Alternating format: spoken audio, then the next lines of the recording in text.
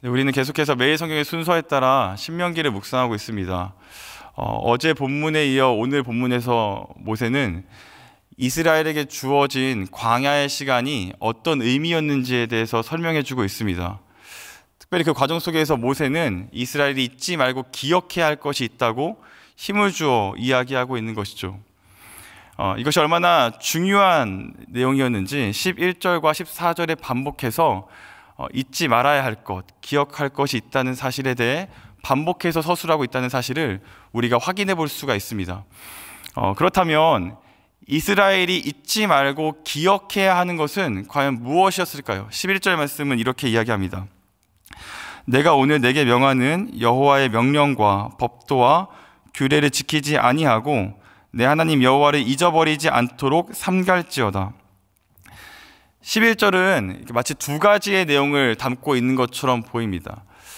첫 번째로는 하나님의 명령과 법도와 규례, 그러니까는 하나님의 말씀을 순종하고 지키는 것이 한 가지의 내용을 이루고, 또 한편으로는 내 하나님 여호와를 잊지 않는 것이 한편의 내용을 이루는 것처럼 보입니다. 그러나 원문을 통해서 그 내용을 조금 더 깊이 살펴보면 사실은 두 문장이 분리되어 있다기보다는 하나의 명령으로 이어져 있다는 사실을 우리가 확인해 볼 수가 있습니다. 그러니까 모세는 이렇게 말하는 것이죠.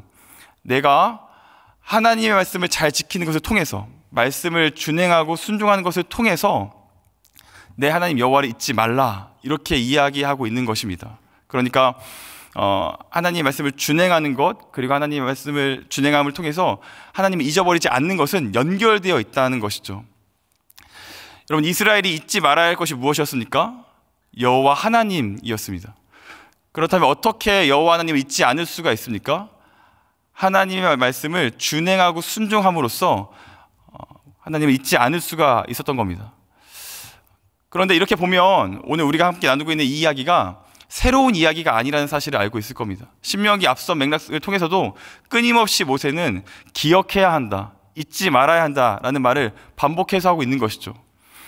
우리가 이 신명기 앞선 맥락을 통해서 이 이야기를 들었을 뿐만 아니라 사실은 성경 전체가 이야기하고 있는 것도 크게 다르지 않습니다. 우리가 보편적인 말씀의 진리 앞에 비추어 볼 때 말씀을 잘 지켜서 하나님을 잊지 않는 것은 굉장히 중요한 가치인 것이죠. 그런데 이처럼 보편적이고 어떤 면에서는 뻔한 이야기를 모세가 이스라엘 백성 앞에 반복해서 하는 이유가 있습니다. 그 이유가 12절에서 13절에 기록되어 있는데요. 이렇게 말합니다. 내가 먹어서 배부르고 아름다운 집을 짓고 거주하게 되면, 13절 읽겠습니다. 시작.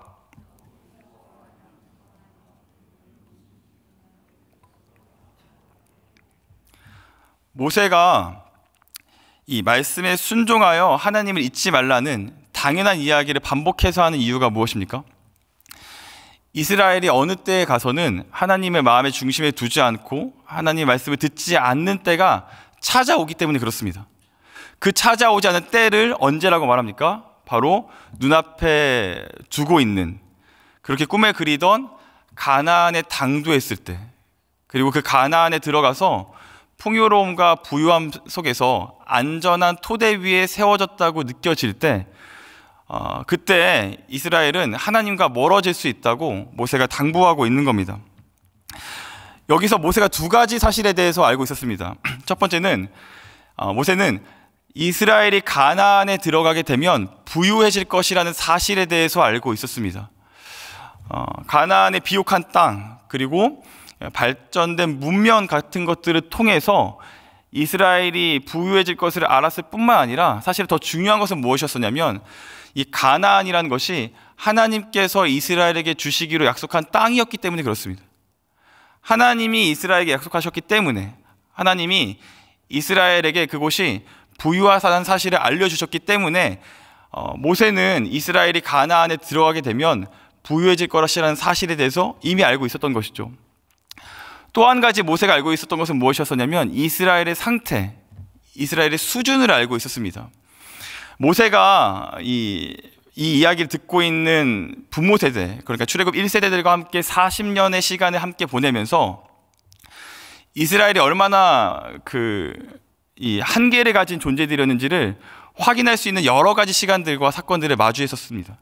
그래서 그 시간들을 통해서 모세가 알고 있었던 것이죠. 이 사람들이 조금만 안전한 토대 위에 서 있다고 느껴진다면, 조금만 뭔가를 이렇게 소유하고 부유한 상태에 있다고 여겨지면 하나님과 멀리 하는구나 라는 것에 대해서 모세가 이미 알고 있었던 것입니다. 그래서 17절에서 모세는 이렇게 이야기합니다.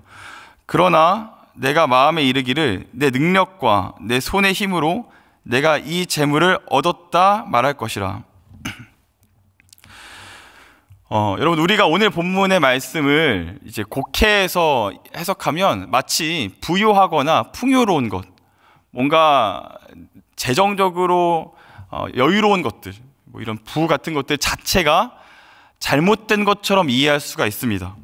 그러나 성경은 그런 것 자체가 문제가 된다고 말하고 있지 않습니다. 문제는 무엇이냐면 그 부요함을 해석하는 시선, 그 안전함을 이해하는 태도, 그런 것들이 문제가 된다고 이야기하는 것이죠. 17절이 강조하는 것이 무엇입니까? 내 능력, 내 손의 힘, 내가 라고 말하면서 이 문제는 나를 중심에 두고 지금 이 부요함을 해석하고 있다는 사실에 있다는 겁니다. 이스라엘이 얻게 된 풍요를 자신의 손으로 이루었다고 이해하는 것이 문제라고 지금 모세가 이야기하고 있는 것이죠. 사랑하는 여러분, 문제의 본질이 어디에 있습니까? 내가 가진 것을 하나님이 주신 것으로 이해하지 않고 내가 성취한 것이라고 이해할 때 문제가 발생한다는 겁니다. 이 말을 바꿔 말해보면 삶을 이해하는 태도가 은혜의 기반에 있지 않고 나의 성취와 나의 공로에 있는 순간 우리의 삶에 문제가 발생하기 시작한다는 겁니다. 사랑하는 여러분, 여러분들은 여러분들이 소유하고 있는 것, 여러분들이 지금 누리고 있는 것이 어디서부터 비롯되었다고 여기고 계십니까? 여러분들이 그 모든 것들이 하나님으로부터 비롯되었다고 이해하고 계십니까? 아니면 여러분들의 손으로 이룬 것이라고 이해하고 계십니까? 어떤 분들은 이러한 질문 앞에 섰을 때 그럼에도 불구하고 내가 노력해서 성취한 것들에 대해서는 그럼 어떻게 말할 수 있느냐, 이렇게 되물으실 수가 있을 겁니다. 그럼 이렇게 한번 생각해 보는 것이죠. 여러분들이 그렇게 노력할 수 있고 여러분들이 그렇게 열심을 낼 수 있는 기본적인 자원들은 어디서부터 비롯됐습니까? 예를 들어서 건강이라던가 시간 같은 것들은 우리가 마땅히 가져야 될 이유가 있었습니까? 그렇지 않다는 것이죠. 그럼 모든 것들이 다 우리에게 주어진 것들입니다. 그리고 그렇게 주어진 것들을 우리는 은혜라고 말할 것입니다. 팀 켈러 목사님이 이 은혜에 대한 성경적인 정의를 자격 없는 이에게 값없이 베푸시는 하나님의 호의라고 이야기를 합니다. 그러니까 우리가 은혜 앞에 서면 두 가지가 뚜렷해지는데, 첫 번째는 내가 자격이 없는 사람이라는 것에 대해서 한없이 겸손해집니다. 두 번째는 그런 나에게 주시는 하나님의 은혜가 너무나도 크고 내가 생각했던 것 이상이라는 것에 대해서 감사하기를 시작합니다. 그렇기 때문에 이 은혜 앞에 선 사람들은 우리가 소유하고 있는 모든 것들을 내가 성취했다 말하지 않고 하나님이 주셨다라고 고백할 수가 있다는 것이죠. 소망하기는 우리가 가진 모든 것들이 나에게서부터 비롯된 것이 아니라 하나님께서 우리에게 허락하셨다는 사실을 기억하며 나를 낮추고 하나님께 우리의 모든 삶을 내어드릴 수 있는 저와 여러분 되기를 주님의 이름으로 축원합니다. 이제 모세는 이스라엘이 가나안에 가서 자신을 집중하고 하나님을 보지 못하는 이 문제를 해결하기 위한 한 가지의 방안을 말합니다. 우리 14절과 15절인데요. 우리 14절 제가 읽고 15절 여러분 읽겠습니다. 제가 먼저 읽겠습니다. 내 마음이 교만하여 내 하나님 여호와를 잊어버릴까 염려하노라. 여호와는 너를 애굽 땅 종되었던 집에서 이끌어내시고. 읽겠습니다. 시작.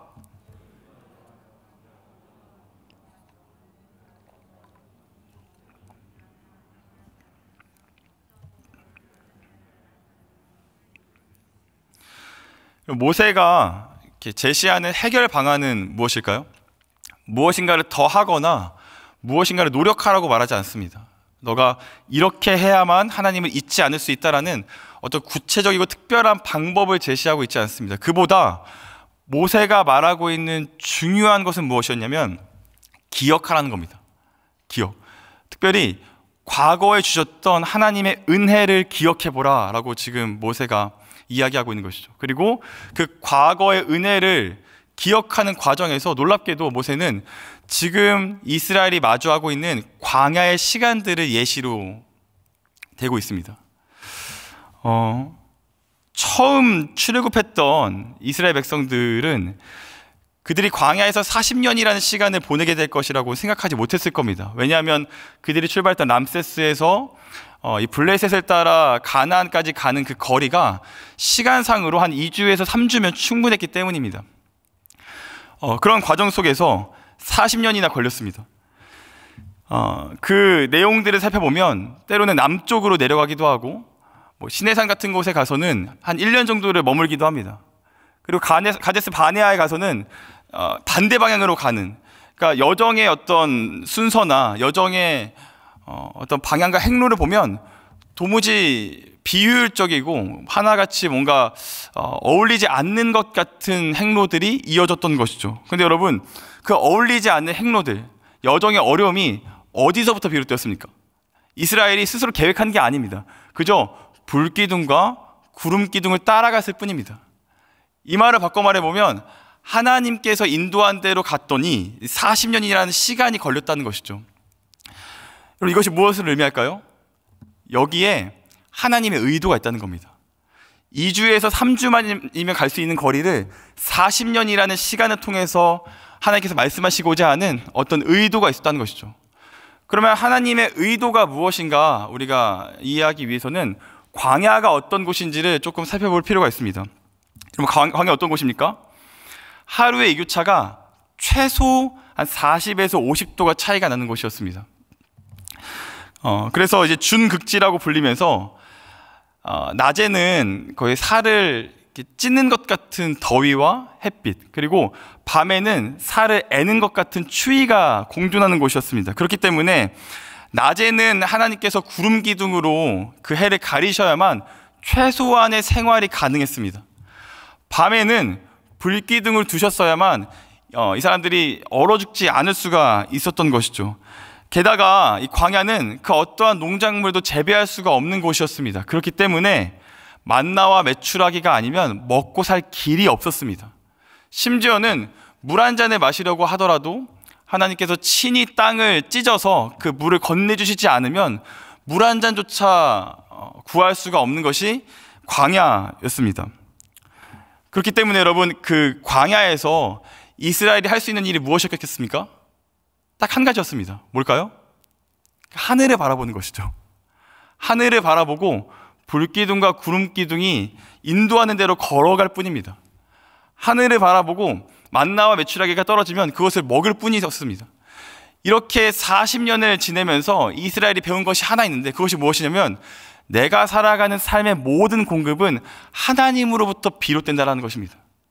삶을 유지할 수 있는, 생존할 수 있는, 살아갈 수 있는 모든 방편이 다 하나님에게만 있고 자신의 손으로는 하나도 이룰 수 없다라는 사실을 이스라엘이 광야를 통해서 삶으로 배웠던 것이죠. 여기에 하나님의 의도가 있는 겁니다. 이 40년의 지난한 시간을 통해서 하나님이 보여주시려는 것을 16절에서 이렇게 이야기합니다. 우리 16절 함께 읽겠습니다. 시작. 내 조상들도 알지 못하던 만나를 광야에서 내게 먹이셨나니 이는 다 너를 주시며 너를 시험하사 마침내 내게 복을 주려 하심이었느니라. 40년의 이 지난한 시간을 통해서 하나님이 이스라엘에게 정말 주시려고 하는 것이 무엇이었습니까? 참된 복이 무엇인지를 알려주시고자 했던 겁니다. 첫사람이었던 아담이 잃어버렸던 참된 복이 어떤 것인지를 광야의 이스라엘의 시간을 통해서 하나님이 확인토록 인도하셨던 것이죠. 이스라엘이 이 광야에서 참고 견디며 자기 수련을 한 것이 아닙니다. 그 시간을 통해서 뭐 이렇게 겸손하고 자기를 낮추고 이런 시간을 배우는 것도 물론 있었지만 그게 중심에 있지 않았습니다. 광야의 핵심은 무엇이었냐면 하나님과 더불어 함께 살아가는 것, 그리고 하나님으로부터 오는 공급만이 그 삶을 유지시킬 수 있다는 것, 이것을 배우는 것이 핵심이었던 것이죠. 그렇기 때문에 여러분, 가나안도 마찬가지입니다. 여러분, 가나안의 이 방점, 가나안의 중심은 부유함이 아닙니다. 가나안의 핵심은 가나안이 젖과 꿀이 흐르는 땅이라는 사실이 아닙니다. 그보다 더 중요한 것은 무엇이냐면 가나안은 하나님께서 약속하셔서 주시기로 한 땅이었고, 그렇기 때문에 가나안은 하나님과 함께 해야 하는 땅이라는 겁니다. 본질이 무엇입니까? 광야든 가나안이든 하나님과 함께 하는 것입니다. 그리고 하나님을 의지해서 하나님으로부터 모든 삶의 공급을 받아 누리는 것, 그것이 참된 복이라는 것이죠. 그렇기 때문에 여러분, 눈에 보이는 결핍이 중요한 것이 아닙니다. 우리의 현실을 둘러싸고 있는 이 복잡한 문제 속에서 눈에 보이는 무엇인가가 내 삶에 중요한 것이 아니라, 그 눈에 보이는 결핍 속에서도 내가 원하지 않은 상황, 염려를 불러일으킬 수 있을 만한 모든 그 환경 속에서도 하나님과 함께 하느냐 함께 하지 못하느냐, 그것이 현실의 중요한 기점이 된다는 사실입니다. 사랑하는 여러분, 오늘을 살아가는 저와 여러분이 어떻게 살아가야 하는지를, 그리고 광야의 그 시간이 역사 속에서 어떠한 방식으로 성취되는지를 마태복음 1장 23절은 이렇게 이야기합니다. 처녀가 잉태하여 아들을 낳을 것이요 그의 이름은 임마누엘이라 하리라 하셨으니 이를 번역한즉 하나님이 우리와 함께 계시다 함이라. 여러분, 예수 그리스도께서 이 광야에서 이스라엘이 배웠던 그 하나님과 동행하는 사실을 역사 속에 우리와 함께 하심으로 증명하셨습니다. 그러니 여러분, 우리가 우리의 삶을 바라볼 때 중요한 것이 무엇입니까? 현실에 매몰되지 않고 영원한 하나님의 나라를 소망하는 겁니다. 우리는 예수 그리스도를 통해서 하나님과 더불어 함께 살 수 있는 존재가 되었습니다. 그렇기 때문에 우리의 눈에 보이는 문제를 통해서 우리의 삶을 이해하거나 해석하지 않고, 우리가 하나님과 함께하는 것을 통해서 삶을 이해하고 받아들이고 내 성취가 아니라 하나님의 공급하심이라는 것을 기억해야 한다라는 것이죠. 이 말씀을 듣고 있는 여러분 중에서 여전히 광야와 같은 삶을 살고 계신 분들이 계십니까? 오늘 본문이 이야기하는 것은 이 광야가 빨리 지나가기를 바라는 것이 아니라는 것을 말하고 있습니다. 우리는 그렇죠. 우리가 겪는 고난과 어려움과 지난한 시간들이 빨리 지나가기를 바랍니다. 그러나 본문은 그 시간이 지나가기를 바라는 것보다는 그 시간 속에서 여전히 우리와 함께 하시는 하나님의 공급하심을 붙들라고 이야기합니다. 혹시 오늘 말씀을 듣고 있는 여러분들 중에서 안전한 토대 위에 세워졌다고 느끼시고 계시는 분들이 계십니까? 여러분들, 감사함으로 나아가야 합니다. 그것이 나의 성취와 나의 공로와 나의 이름이 아니라 하나님께서 우리에게 주신 은혜라는 사실을 붙들어야 합니다. 이 두 가지 사실을 기억하실 때 우리는 하나님이 정말 주시려고 하는 하나님과 더불어 살아가는 것이 성도의 참된 복이라는 사실을 경험할 수 있을 것입니다. 소망하기는 오늘 하루를 살아가는 여러분의 삶의 여정 속에서 광야에서 이스라엘을 먹이시고 예수 그리스도를 통해서 함께 하셨던 그 하나님의 함께 하심, 그 임마누엘이 경험되는 은혜가 있기를 주님의 이름으로 축원합니다. 함께 기도하시겠습니다. 이 시간 기도하실 때 하나님, 오늘의 삶을 통하여서도 우리를 입히시고 먹이심이 함께 하시는 하나님이 경험될 수 있도록 인도하여 주시옵소서.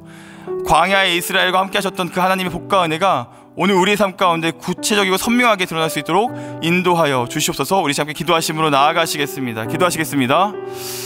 하나님 감사합니다. 주님, 오늘도 우리를